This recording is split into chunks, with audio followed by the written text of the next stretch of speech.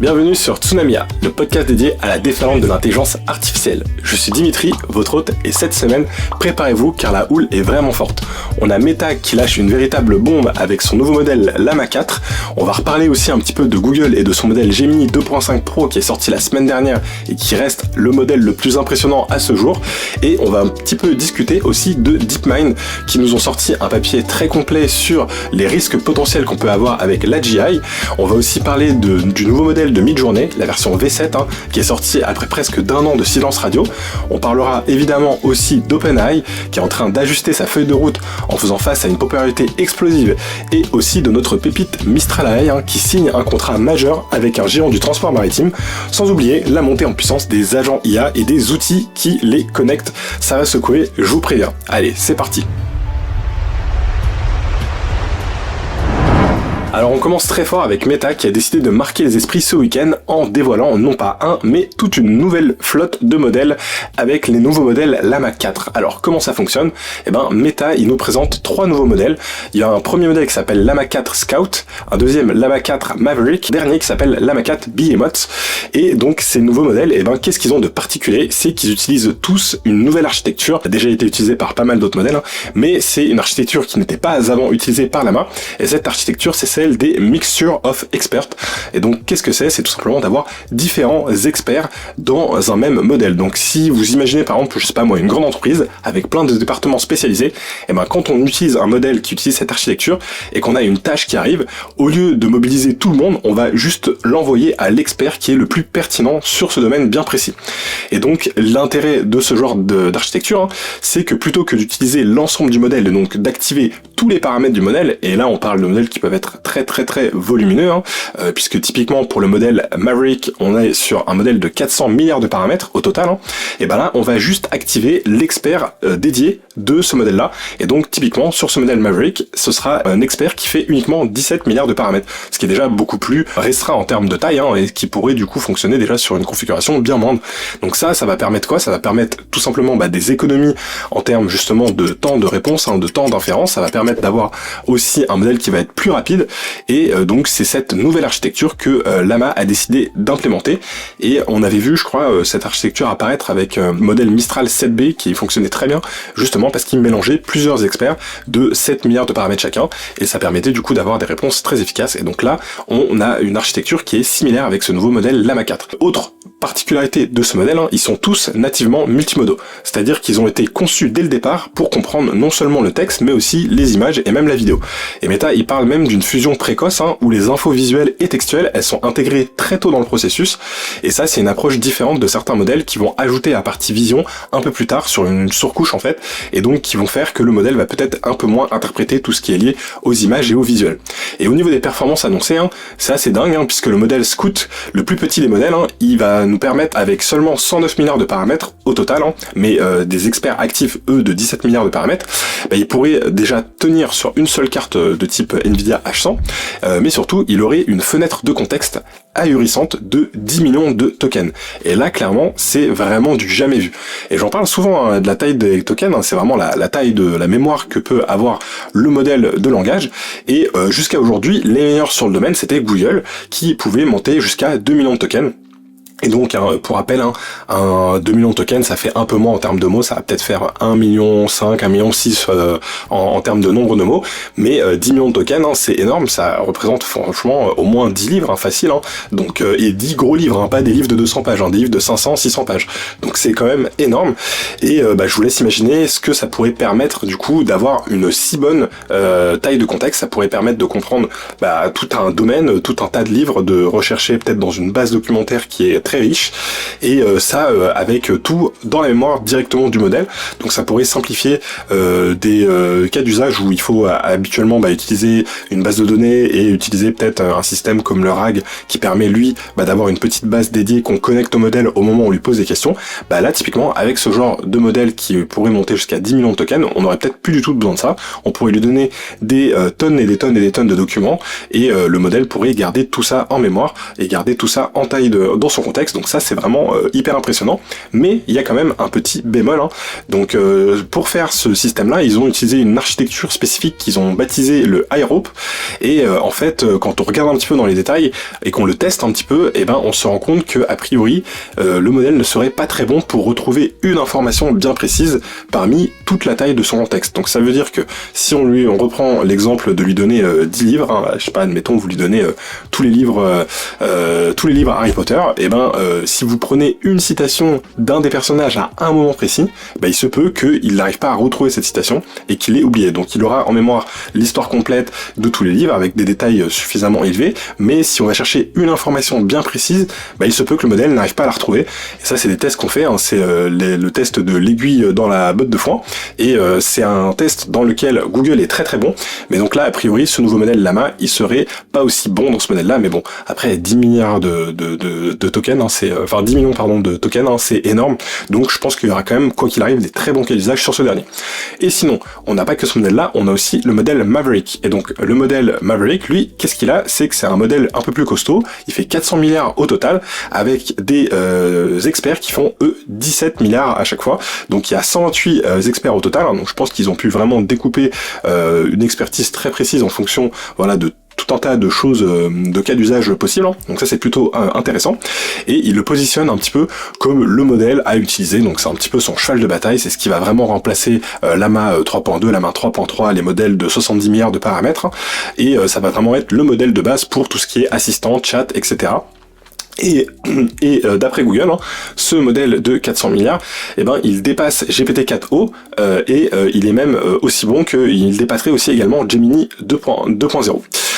Donc ça c'est clairement pas mal, hein, surtout que pour rappel, c'est un modèle qui est open source, donc il pourra être utilisé aussi plus facilement que des modèles qui sont fermés. Donc ça c'est plutôt la bonne nouvelle. Maintenant, il n'est pas encore tout à fait au même niveau sur certains benchmarks que DeepSeek V3. Mais il est à peu près équivalent, donc voilà, on attend de voir un petit peu comment il va un petit peu se sortir en termes de précision et autres, hein. Pour l'instant, moi j'ai pas pu le tester, je vous montrerai juste après comment on peut tester la version Scout, mais en tout cas voilà, c'est a priori un modèle qui va être quand même très performant. Et surtout derrière, qu'est-ce qu'on a? On a le dernier modèle, le modèle Behemoth, le Léviathan, qui lui va avoir 2 billions de paramètres, donc ça fait 2000 milliards de paramètres, donc ça devient vraiment vertigineux, c'est énorme. À ma connaissance, c'est le plus gros modèle que je connaisse en large language model, même si on ne connaît pas exactement la taille des modèles de Google ou de OpenAI parce qu'ils ne partagent pas d'informations là-dessus. Mais voilà, 2 milliards de paramètres, c'est énorme. Comment ils ont fait? Bah, ils utilisent des experts aussi, qui eux font chacun 288 milliards par expert. Donc c'est ça qui fait qu'on a un modèle qui est très très grand. Et l'idée, c'est que ce modèle-là, bah, il sert en fait de professeur pour distiller ses connaissances aux plus petits modèles, comme Maverick ou Scout. Donc je pense pas qu'on aura directement un accès à ce modèle-là plus tard, on verra. Mais voilà, il est utilisé plutôt pour entraîner d'autres modèles. Et a priori, sur les premiers benchmarks, il serait au-dessus de ChatGPT 4.5 et aussi de Claude 3.7 Sonnet. Sur les tests notamment scientifiques, et donc ça c'est plutôt intéressant.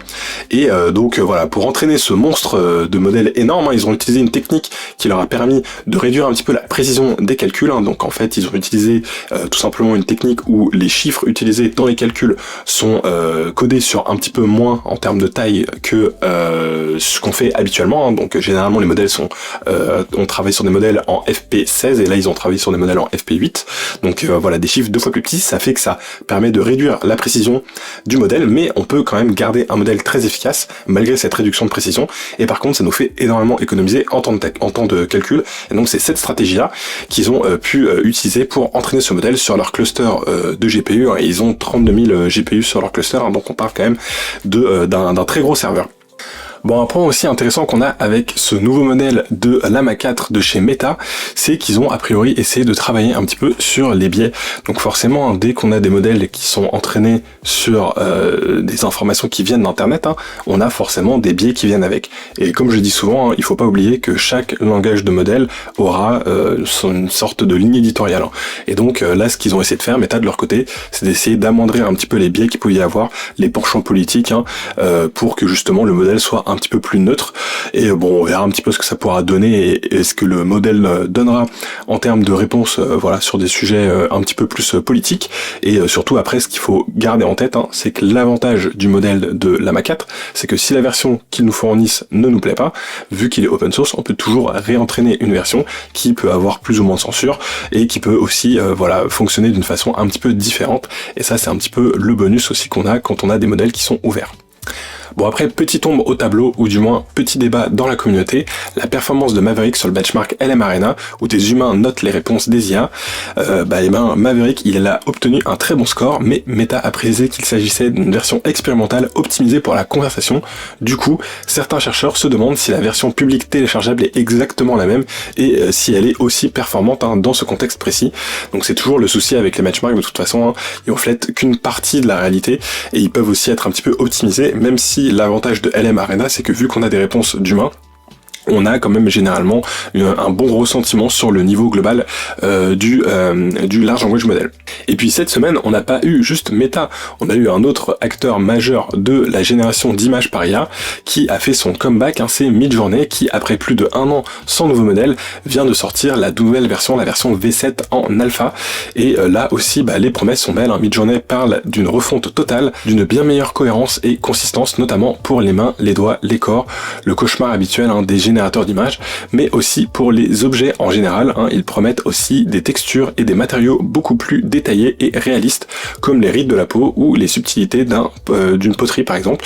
L'idée, c'est de gommer certains des signes plus évidents qui trahissent une image générée par IA, même s'ils admettent que ça ne rendra pas les images indiscernables pour un œil d'expert. Côté fonctionnalité, la star, c'est le draft mode. Donc ça permet quoi? Ça permet de générer des images 10 fois plus rapidement qu'avec le mode habituel, et de le faire aussi avec une fonction vocale. Donc ça permet de pouvoir tester des modes, de tester de la génération d'images bien plus rapidement, et ça en langage naturel et en plus avec de la voix. Et une fois qu'on trouve une image qui nous plaît un peu plus, là à ce moment-là, on peut lancer le gros modèle avec la version 7 par exemple, qui va permettre de faire une image bien plus précise et bien plus détaillée. Donc l'idée, c'est de pouvoir générer énormément d'images pour ensuite choisir vraiment ce qui nous intéresse et cette fois-ci travailler sur cette image-là. Une autre nouveauté importante, c'est que le modèle V7, c'est le premier modèle qui est capable d'intégrer de la personnalisation par défaut. Donc si vous notez, vous allez voir noter en fait 200 images sur le système de Midjourney, et à partir des 200 images que vous aurez notées, il va un petit peu noter vos goûts entre guillemets, pour ensuite personnaliser votre modèle à votre goût. Et voilà, c'est quelque chose que vous pourrez activer ou désactiver en fonction de ce que vous voulez, mais c'est plutôt intéressant de voir que vous pouvez justement un petit peu affiner le modèle comme vous le voulez. Et justement, je voulais vous montrer un petit peu à quoi ça ressemble. Donc on va aller voir un petit tour, faire un petit tour sur le site de Midjourney. Donc je suis désolé pour ceux qui suivent le podcast en audio, ce sera un petit peu moins parlant, mais je voulais vous montrer un petit peu justement, donc voilà ce qui est un petit peu possible. Donc voilà, là par exemple j'ai une image qui représente une photo en noir et blanc, et honnêtement, franchement la qualité est assez incroyable. Moi je trouve que Midjourney, il est vraiment bon pour l'aspect, on va dire, direction artistique. C'est-à-dire que les images qu'il nous présente, elles ont vraiment un look, elles ont vraiment une teinte, il y a vraiment quelque chose où on sent que voilà, c'est des belles images quoi. Donc c'est à la fois un avantage et à la fois un défaut. Je vous montre un petit peu différentes images en même temps que je parle, dans le sens où l'avantage c'est qu'on a tout de suite des très beaux rendus qui ont un vrai bon très très bon look. Par contre le défaut, c'est que des fois quand on veut faire quelque chose d'un petit peu précis, Midjourney il va toujours avoir tendance à nous faire les choses à sa façon, et je trouve que souvent il respecte pas super bien les prompts et les indications qu'on lui donne. Donc voilà, il faut souvent faire beaucoup d'essais avant d'arriver sur quelque chose qui nous intéresse vraiment. Et autre info importante, Midjourney ne gère toujours pas correctement le texte. Donc là voilà, je vous ai mis un exemple, vous avez une fausse image de publicité et le texte ne fonctionne toujours pas correctement. C'est toujours quelque chose de très compliqué sur Midjourney. Donc si vous voulez générer vraiment du texte, il faudra passer plutôt par la dernière version de ChatGPT, qui reste vraiment pour l'instant, je pense, le meilleur modèle clairement sur la génération de texte, qui est vraiment capable de vous générer du texte de façon très très précise. Et d'ailleurs je vous montrerai un petit peu plus tard des exemples. Et juste avant de continuer, je vous montre aussi, tant qu'à faire, comment accéder à ce nouveau modèle de Llama 4. Donc moi je voulais vous montrer directement comment y accéder depuis le site Groq, donc Groq avec un Q. Donc en allant sur ce site là, vous avez juste à accéder à la Dev Console, et une fois que vous êtes sur cette console qui est dédiée aux développeurs, hein, bon, vous vous connectez avec un compte, hein, par exemple là vous pouvez vous connecter avec un compte Gmail, vous avez accès à tout un tas de modèles open source qui tournent sur les infrastructures de Groq. Et Groq, hein, leur force, c'est qu'ils ont des infrastructures d'inférence qui sont très rapides, donc ils sont vraiment très bons pour justement faire des réponses aux modèles.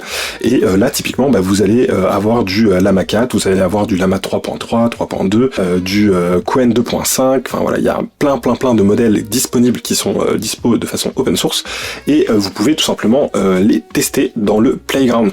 Donc l'idée de Groq, hein, c'est derrière que vous puissiez payer via leur système d'API, mais il y a un usage via le Playground qui est tout à fait possible et qui est tout à fait gratuit. Donc en cliquant sur ce petit icône du Playground, vous allez pouvoir choisir directement votre modèle. Donc là par exemple, je suis sur le Llama 4, hein, la version Scout. Donc la version Maverick n'est pas encore disponible, mais bon voilà, je pense qu'elle arrivera dans les prochains jours. Et vous allez pouvoir du coup poser directement vos questions et voilà, pouvoir tester ce petit modèle. Donc hop là, on peut écrire ici, voilà, on va faire un petit test, hop là, et lui envoyer notre message, voilà, et donc là il va nous faire une réponse, et on voit qu'en plus il est très rapide, parce que justement il tourne sur les serveurs de Groq qui sont des très bons serveurs, et surtout en plus de ça, le modèle Llama 4 justement vient de dire qu'il a été un petit peu optimisé pour répondre de façon plus rapide. Donc voilà, n'hésitez pas à aller y faire un petit tour pour le tester, me dire ce que vous en pensez, et voilà, c'est toujours un bon site à tester, un Groq, hein, moi je le trouve vraiment bien pour tester justement tous ces modèles un petit peu open source, surtout que pour rappel, hein, pour l'instant les modèles de méta qui sont disponibles sur le site meta.ai ne sont pas disponibles en Europe. Hein. Donc pour l'instant en Europe, hein, quand on veut tester les modèles de méta, on est obligé de les télécharger, les installer ou de passer par des tiers comme Groq qui eux ont fait une installation et qui nous donnent accès, puisque Meta eux ne nous donnent pas un accès direct à leur modèle. On peut télécharger les modèles, hein, mais on peut pas directement les utiliser. Donc pour l'instant en tout cas, hein, même si ils sont en train d'arriver petit à petit, hein, typiquement maintenant vous avez accès aux différentes intelligences artificielles de Meta sur WhatsApp et aussi Messenger. On sait pas quel modèle tourne derrière. Il y a de fortes chances que ce soit encore du Llama 3, mais voilà, peut-être que le Llama 4 arrivera très vite prochainement. Personnellement, je préfère plutôt utiliser un modèle dans un portail dédié plutôt que de l'utiliser dans WhatsApp ou Messenger. Je trouve que voilà, c'est pas forcément l'endroit idéal pour utiliser une IA, même en termes de gestion du contenu ou autre. Donc voilà, moi je vous recommande plutôt d'aller chercher directement des portails comme celui de Groq. Bon, et puis pendant ce temps-là, Google ne s'est pas tourné les pouces. On a parlé un petit peu de leur nouveau modèle phare Gemini 2.5 Pro, et ils ont aussi eu pas mal d'actualités via leur filiale DeepMind qui est dédiée à l'intelligence artificielle. Donc on va commencer par le gros morceau, hein, Gemini 2.5, hein, dont on a déjà parlé un petit peu la semaine dernière. Donc Google, ils ont donné un petit peu plus de détails via un interview de Tulsi Doshi, la directrice produit pour Gemini, et elle parle de l'ère des vibes en IA. Donc c'est un mot qui est en train de devenir à la mode. La vibe, c'est le fait de sentir un petit peu que le modèle va pouvoir avoir un bon, entre guillemets, avoir un bon feeling avec les réponses du modèle. Et surtout en ce moment, il y a un gros sujet qui est en train de prendre de l'ampleur, surtout sur les réseaux sociaux, c'est le vibes coding. Donc en quoi ça consiste, hein? C'est de tout simplement utiliser des intelligences artificielles pour créer des applications, y compris pour des personnes qui n'ont jamais fait de développement, ou très peu. Et donc là, l'idée, ça va être d'utiliser des applications comme Cursor, comme Windsurf, comme Claude, qui vont nous aider à créer une application, et voilà, sans forcément avoir derrière la grosse maîtrise du code, et donc juste en essayant, voilà, d'essayer de lancer des fonctionnalités, etc. Et donc voilà, il y a une expression qui est en train d'arriver avec tout ça qui s'appelle le vibe coding. Et voilà, on verra si avec ce vibe coding, des personnes arrivent à réaliser des applications vraiment très pertinentes.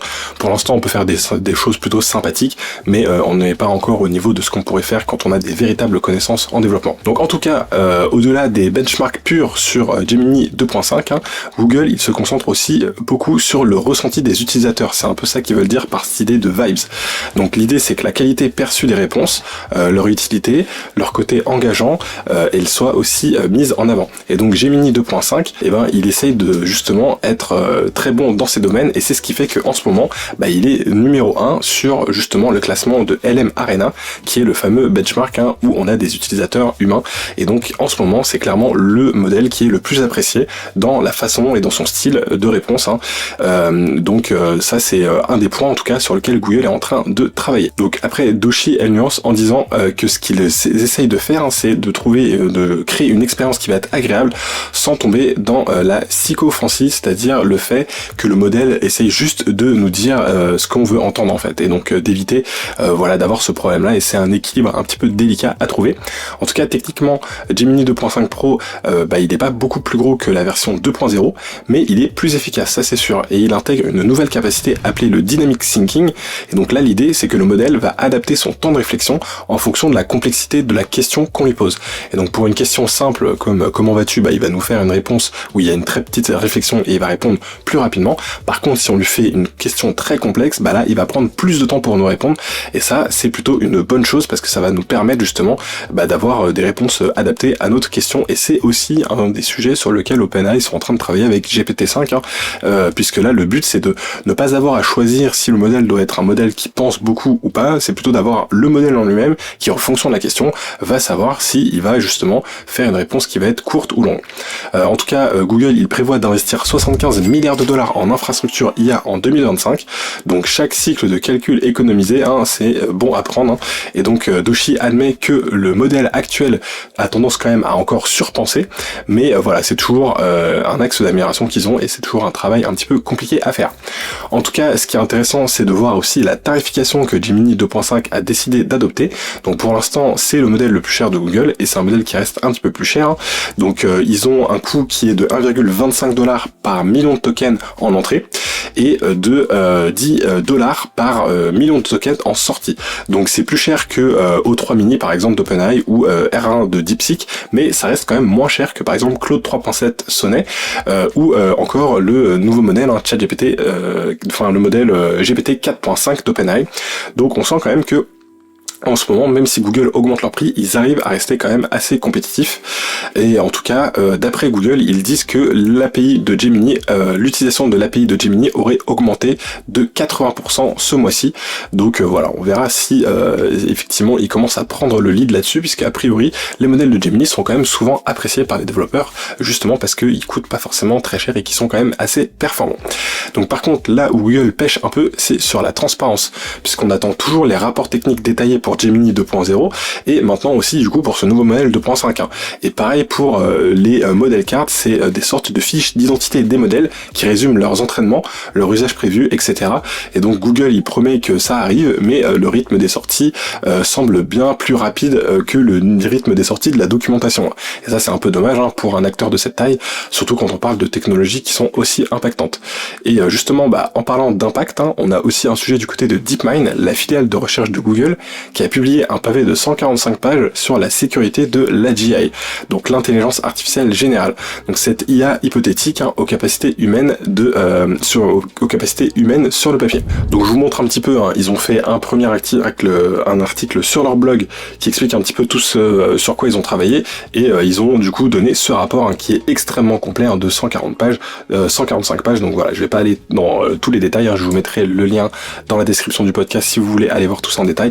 Par contre le rapport est en anglais, mais en tout cas dans ce papier de quoi ils parlent, ils estiment que l'AGI elle pourrait arriver d'ici 2030 et causer des dommages sévères, allant jusqu'au risque existentiel qui pourrait détruire l'humanité, rien que ça, et ils identifient 4 types de risques: le mauvais usage, donc comme créer des virus par exemple; le désalignement, ça ce serait l'IA qui se retourne contre ses créateurs, donc un petit peu à la façon Skynet, Terminator; les erreurs, l'IA qui fait des grosses erreurs tout simplement, mais à très grande échelle, suite au fait qu'elle soit implémentée un petit peu partout; et aussi les risques structurels, donc c'est-à-dire que l'IA qui prenne petit à petit plus de contrôle dans nos systèmes sans forcément que nous on s'en rende compte. Et donc pour lutter contre ça, DeepMind il propose des pistes Donc des tests intensifs par exemple, de désapprentissage, des capacités dangereuses, si c'est possible, de la supervision amplifiée, donc deux IA qui se surveillent par exemple, du sandboxing sécurisé, donc pour éviter que l'IA puisse faire des actions et qu'elle soit bien contenue dans un milieu spécifique, de l'interruption d'urgence, du déploiement le plus lent tout simplement, de la limitation sur les pouvoirs que l'IA pourrait avoir, en tout cas beaucoup de choses qui relèvent encore de la recherche fondamentale. Bon, en tout cas, le papier, il se positionne comme un point de départ pour des conversations vitales. Évidemment, tout le monde n'est pas d'accord sur la proximité ou même la possibilité de la GI. On a Tulsi Doshi, du coup, qui elle-même reste prudente sur les définitions. Donc, certains experts critiquent le concept d'AGI, d'ailleurs, comme étant tout simplement mal défini, ou que l'idée de l'amélioration récursive de l'IA n'est pas tout simplement prouvée.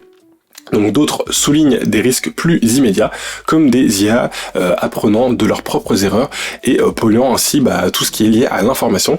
Donc en tout cas, ce papier de DeepMind, il alimente le débat, c'est certain, mais il ne le clôt pas du tout, et donc on pourra regarder un petit peu par la suite tout ce que tout cela pourra donner, même si pour l'instant, on n'en est pas encore à un niveau proche de l'AGI, donc de cette intelligence artificielle générale, mais en tout cas c'est important de regarder dès maintenant des axes sur comment sécuriser cette IA. Et notamment, on en parlera un petit peu plus tard, on voit qu'on commence à avoir des IA de type agentique qui peuvent faire des actions, qui peuvent faire pas mal de choses. Il faut garder en mémoire l'aspect sécurité, et à chaque fois qu'on va connecter une IA à une base de données ou à quelque chose, il y a un risque potentiel pour ces informations, pour cette donnée, que l'intelligence artificielle tout simplement fasse des actions qu'elle ne devrait pas. Donc il faut quand même garder tout ça en tête dans le domaine. En tout cas, pour finir sur DeepMind, il y a une petite polémique aussi qui a été soulevée par le Financial Times.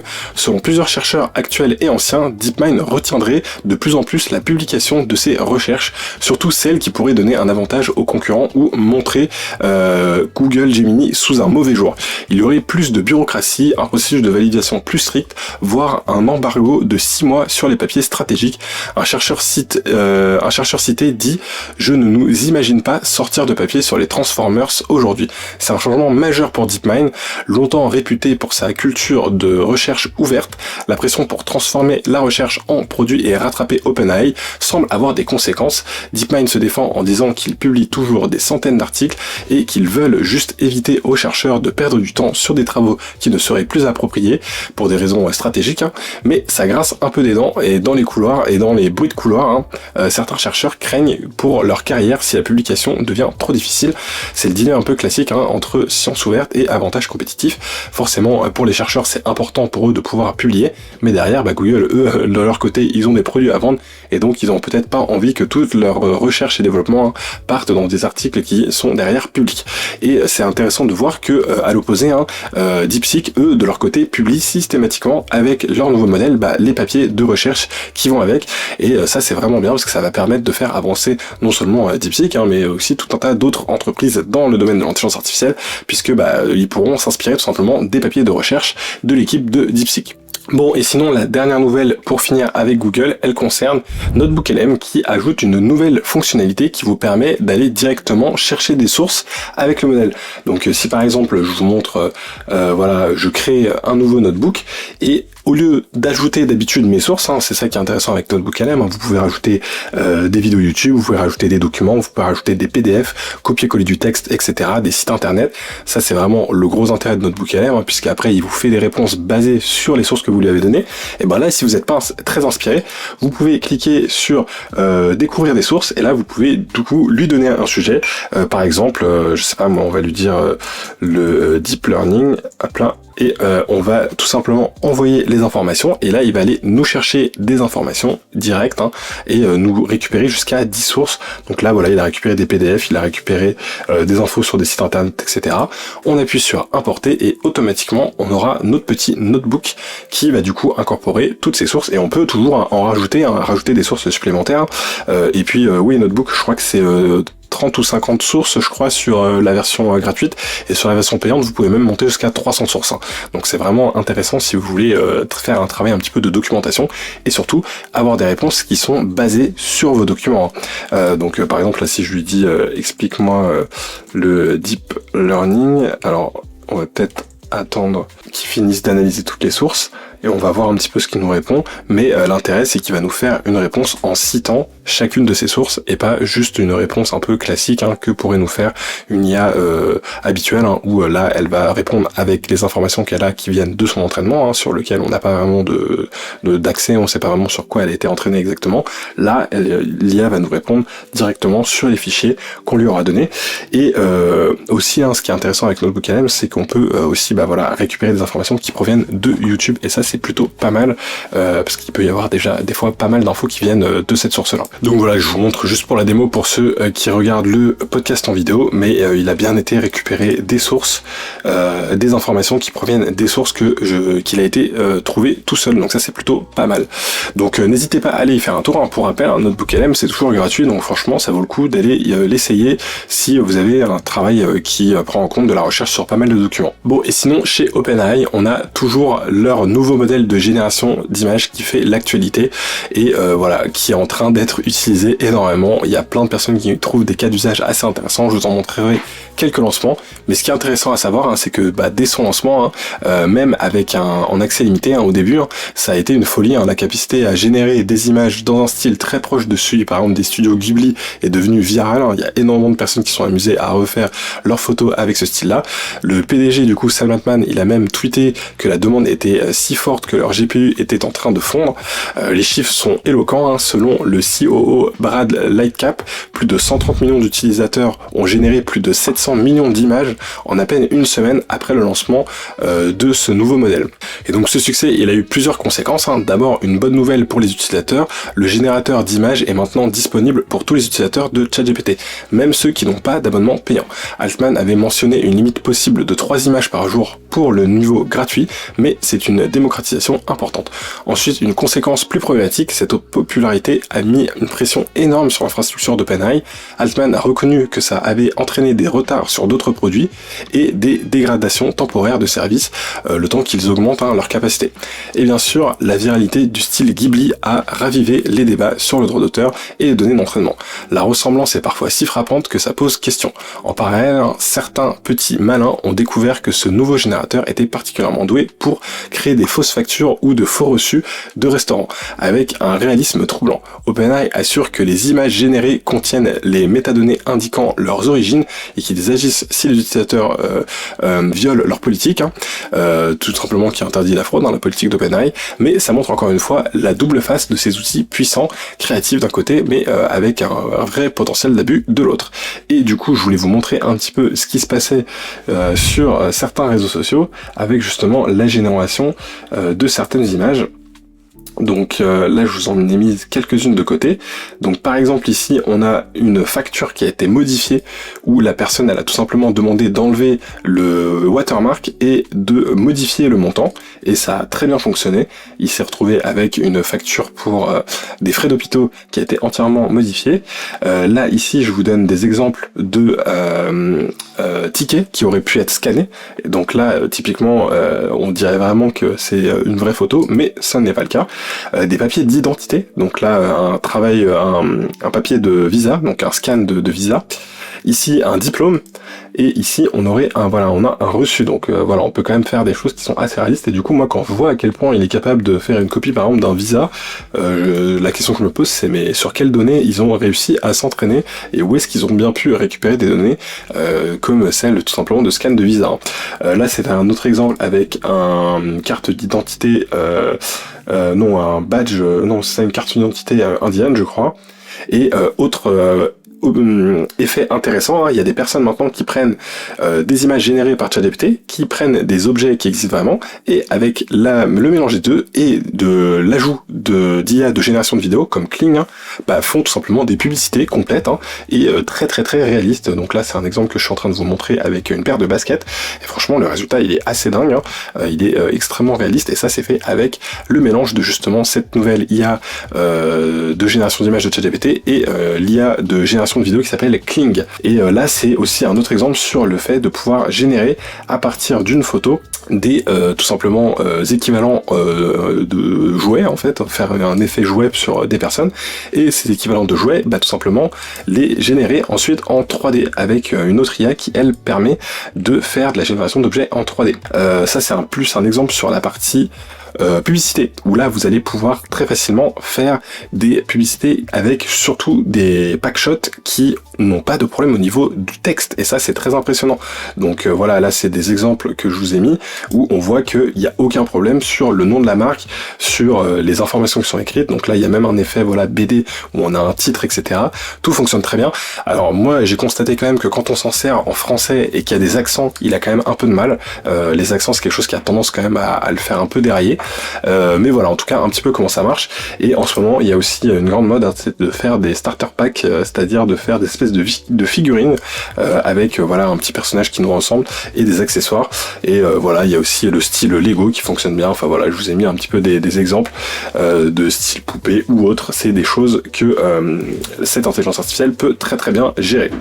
Donc et elle peut gérer aussi hein, tout à fait hein, des fakes hein, sans trop de problème. Hein. Donc là par exemple on a une photo avec Sam Altman, avec Mark Zuckerberg, Sundar Pichai, enfin voilà, c'est des choses qui sont tout à fait possibles avec ce genre de nouvelle IA. Donc voilà un petit peu où on en est. Maintenant les fakes seront très faciles à réaliser avec ce nouveau modèle. Bon, en tout cas cette ruée vers ChatGPT elle confirme aussi l'importance des marchés émergents. On a Bright Lightcap qui a souligné que l'Inde est désormais le marché à la croissance la plus rapide pour ChatGPT. C'est logique hein, vu l'immense base d'utilisateurs internet là-bas, plus de 950 millions. Cependant la monétisation semble à la traîne. Hein. Selon la société d'analyse Sensor Tower, les utilisateurs indiens n'auraient dépensé que 8 millions de dollars en achats in-app pour ChatGPT depuis 2023 contre 330 millions aux États-Unis. Le prix de l'abonnement à 20 dollars équivaut à 1700 roupies et sans doute un frein majeur en Inde, hein, mais OpenAI semble déterminé à conquérir ce marché, courtisant même des alliances avec des opérateurs locaux comme Reliance Jio. C'est essentiellement pour leurs ambitions affichées d'atteindre des milliards d'utilisateurs hein, qui sont aussi en train de travailler sur ce sujet. Et c'est clair que s'ils arrivent à convaincre une bonne partie de la population indienne, hein, ils seront très prochainement, probablement, ils arriveront à atteindre cet objectif d'avoir 1 milliard d'utilisateurs. Sinon, sur le plan de la stratégie produit, il y a eu un petit ajustement de communication, puisque en février, on avait cru comprendre que le lancement en grand public du modèle de raisonnement O3 était annulé. Et finalement, Sam Altman a annoncé que O3 et même un successeur O4 mini devraient sortir dans quelques semaines. Pourquoi ce revirement ? Apparemment, c'est lié à GPT-5, le prochain modèle phare d'OpenAI. Altman explique qu'il pense pouvoir rendre GPT-5 bien meilleur que prévu initialement, mais que son intégration complète va être plus compliquée que ce qui est prévu. Le fait d'intégrer justement la voix, le raisonnement, la recherche web, etc. Et donc du coup, en attendant, ils vont sortir un modèle O3 et un modèle O4 mini pour faire patienter un petit peu leurs utilisateurs. Et donc GPT-5, alors qu'est-ce que ça va donner ? C'est repoussé de quelques mois. L'objectif, ça reste de créer un modèle unifié capable d'utiliser tous les outils d'OpenAI, de moduler son effort de réflexion et d'être très polyvalent pour les utilisateurs. L'accès standard sera limité avec des seuils anti-abus, comme d'habitude, tandis que les abonnés plus et pro auront accès à des niveaux d'intelligence supérieurs. La pression des concurrents, notamment ceux qui adoptent une approche plus ouverte, se fait sentir et OpenAI semble vouloir garder une cadence de sortie, même si leur modèle ultime prend plus de temps. Et ils prévoient d'ailleurs aussi de sortir bientôt leur premier modèle de langage open, au sens open source pour la licence, pas forcément avec des pots ouverts, mais en tout cas il sera disponible de façon open source, et ce sera leur premier modèle depuis GPT-2 qui aura aussi des capacités de raisonnement. Et GPT-2 ça commence à être très vieux, donc on attend de voir aussi ce qu'ils nous sortiront en modèle open source. Et enfin, dernier signal intéressant, OpenAI a réalisé son tout premier investissement dans une start-up de cybersécurité. Ils ont co-dirigé un tour de table de 43 millions de dollars dans Adaptive Security, et ce que fait cette start-up, c'est assez ironique, puisqu'elle utilise l'IA pour simuler des attaques basées sur l'IA, comme des deepfakes vocaux de PDG, des faux emails, afin de former les employés à les détecter. En gros, OpenAI, ils investissent dans une entreprise qui utilise l'IA pour se défendre contre les menaces créées par l'IA. C'est une reconnaissance claire de l'essor de l'IA générative, et aussi du fait que il y a des réels risques face à tout ça. Bon, et sinon du côté de la France, qu'est-ce qu'on a ? On a une actualité avec Mistral qui vient d'annoncer un partenariat stratégique majeur avec le CMA CGM, le géant français du transport maritime basé à Marseille. Et attention, on ne parle pas d'un petit contrat. C'est un investissement de 100 millions d'euros sur 5 ans. C'est considérable concrètement. Une équipe dédiée d'une vingtaine d'ingénieurs de Mistral sur les 200 salariés que compte la startup va travailler directement au sein de CMA CGM. Les objectifs sont multiples, hein. D'abord optimiser les opérations maritimes et logistiques, améliorer l'expérience client pour l'automatisation des réclamations, développer un e-commerce plus intelligent, mieux gérer les documents. On imagine comment l'IA peut aider à fluidifier ces process complexes, mais ce n'est pas tout. Le partenariat concerne aussi la branche média de CMA CGM qui possède La Provence, La Tribune, mais aussi RMC et BFM. Et là, Mistral va travailler sur des outils de vérification des sources et de gestion de contenu, y compris un système de fact-checking. C'est un enjeu crucial hein, à l'heure de la désinformation et voir une IA française s'attaquer à ce problème, c'est plutôt une bonne nouvelle. Bon, et sinon, du côté de Microsoft, on a la sortie de Copilot qui arrive avec de nouvelles fonctionnalités de type agentique hein, qu'il n'avait pas avant. Donc il va par exemple pouvoir commander directement sur Booking ou commander directement une table sur OpenTable et voilà commencer à pouvoir faire des actions. Il va aussi être doté de mémoire, donc chose qu'il n'avait pas avant, et il va pouvoir du coup se souvenir de certaines choses spécifiques hein, concernant par exemple votre plat préféré ou vos films préférés, et en gros ils vont commencer à intégrer pas mal de nouvelles fonctionnalités. Il parle aussi d'intégrer une fonctionnalité de podcast sur voilà certains types de contenu. En tout cas voilà, j'ai pas eu l'occasion de le tester, j'essaierai de voir si je peux tester un petit peu tout ça. Ce qui est intéressant c'est de voir que là Copilot ils sont en train d'essayer d'intégrer de plus en plus de fonctionnalités, tout en gardant en tête quand même qu'à chaque fois qu'ils intègrent des fonctionnalités, c'est des fonctionnalités que OpenAI a déjà intégrées à ChatGPT, hein, parce que forcément derrière hein, c'est du OpenAI qui tourne. En tout cas pour l'instant, hein, même si Microsoft, hein, on a un petit peu parlé dans des podcasts précédents, ils sont en train de travailler sur le fait d'intégrer des modèles open source hein, à leur serveur Azure, donc peut-être qu'ils vont commencer à utiliser d'autres modèles, mais en tout cas pour l'instant derrière du Copilot, hein, on a en fait que du ChatGPT un petit peu amoindri, hein, parce qu'on est souvent sur des versions qui sont quand même un petit peu moins performantes. Donc en tout cas voilà, j'essaierai de le tester à l'occasion pour voir ce que ça donne, mais la nouvelle version de Copilot est maintenant disponible. Bon, et sinon on a aussi une nouvelle IA qui fait entendre parler d'elle qui s'appelle GenSpark, qui vient d'une startup chinoise et qui du coup permet de faire justement des actions de type agentique qui ont l'air d'être un petit peu plus spécialisées sur la création de contenu. Donc en fait, eux de leur côté, ils affirment qu'ils utilisent une combinaison de 9 modèles de langage différents ainsi que de 80 outils de données propriétaires hein, qui leur permettent du coup d'interagir et de faire des tas de choses différentes, notamment de la création de vidéos ou de contenu.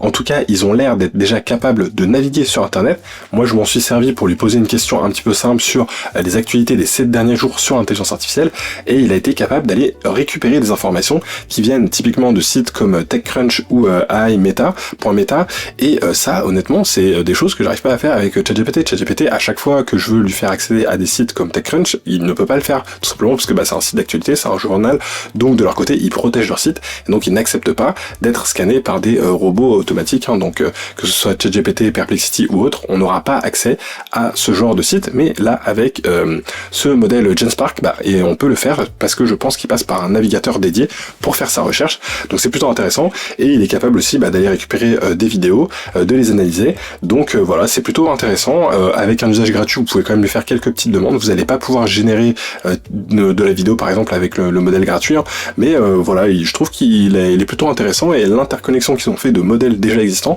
a l'air d'être plutôt bien faite, donc j'essaierai de le tester un petit peu plus en profondeur, mais voilà, sur un test un petit peu de base de recherche sur internet, je trouve qu'il est déjà meilleur que d'autres modèles, hein, tout simplement parce que par le fait qu'ils puissent se connecter à d'autres sites. Et en parlant toujours d'agents, j'ai été retester un petit peu Manus AI, dont on avait déjà pas mal parlé.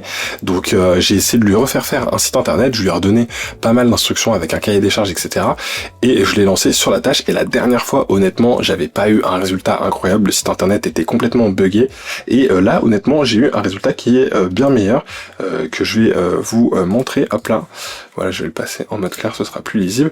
Donc il a été capable de m'intégrer le petit logo que je lui ai donné, il a été capable de me faire toutes les différentes pages que je voulais, de bien respecter les codes couleurs que je lui avais donnés.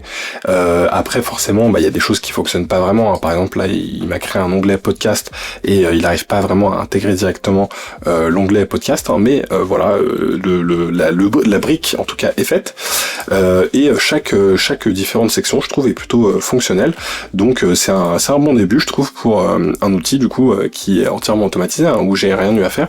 Donc ça pourrait me permettre d'avoir par exemple un bon point de départ pour ensuite affiner le site avec des outils un petit peu plus précis. Bon, ensuite, on a une petite actualité du côté de Créa. Donc Créa, c'est tout simplement un site qui permet de générer des images, qui est plutôt pas mal. Donc voilà, je vous en avais parlé dans ma vidéo des 25 outils IA à utiliser en 2025. Et là, en fait, tout simplement, ils ont fait une levée de fonds qui vient du coup ils viennent de lever 83 millions de dollars pour du coup leur startup.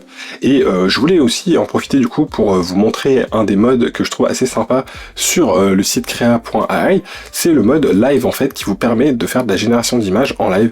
Donc là par exemple, je vais lui donner à gauche des images de je peux lui prendre un fond ou autre. Donc là par exemple dans mon fond il y a une forêt et j'ai rajouté un carré bleu et un carré orange. Et donc si je modifie un petit peu la disposition de ce carré bleu, on va avoir un résultat différent. Donc par exemple si je mets un gros carré bleu en bas, il va me faire un gros plan d'eau.